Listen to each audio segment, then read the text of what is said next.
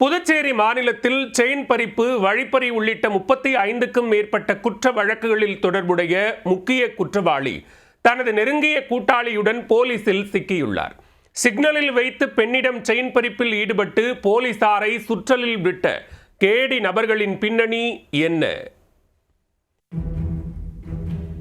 பொதுமக்களை அச்சுறுத்தி வந்த வழிப்பறி கொள்ளையர்கள், பட்ட பகலில் யாருக்கும் அஞ்சாமல் செயின் பறிப்பில் ஈடுபட்டு அலறவிட்ட கூட்டாளிகள், சிறையில் உண்டான நட்பால் போலீசாருக்கு அடங்காமல் ஆட்டம் போட்டு வந்தவர்களுக்கு இறுதியாக செக் வைக்கப்பட்டதன் பின்னணி என்ன?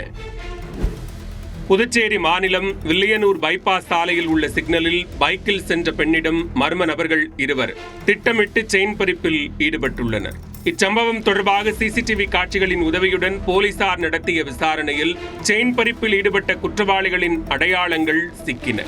அதை பல்வேறு காவல் நிலையங்களுக்கு அனுப்பி வைத்து விசாரிக்க செயின் பறிப்பில் ஈடுபட்ட இருவரில் ஒருவர் ஆலங்குப்பம் கிராமத்தைச் சேர்ந்த அபினேஷ் என்பதும், ஏற்கனவே 30க்கும் மேற்பட்ட குற்ற வழக்குகளில் தொடர்புடையவர் என்பதும் தெரிய வந்தது. உடனே தனிப்படை அமைத்து தேடுதல் வேட்டையை தீவிரப்படுத்த செயின் பறிப்பில் ஈடுபட்டு ஜாலியாக கூட்டாளியுடன் சுற்றித் திரிந்த அபினேஷை செக் போஸ்டில் ஸ்கெட்ச் போட்டு தூக்கினர். அப்போது அபினேஷின் கூட்டாளியான பாலாஜியும் போலீசாரின் கையில் வசமாக சிக்கினார். பின்னர் இருவரையும் பலத்த பாதுகாப்புடன் காவல் நிலையத்தில் வைத்து விசாரிக்க இருவரும் சிறையில் இருந்த போது நட்பாகி பின்னர் ஜாமீனில் வெளியே வந்து பல்வேறு குற்றச்சம்பவங்களில் ஈடுபட்டு வந்தது உறுதி செய்யப்பட்டது. குறிப்பாக வயதான தம்பதியினரை குறிவைத்து வழிப்பறியில் ஈடுபட்டு பணம் பறித்து வந்துள்ளனர்.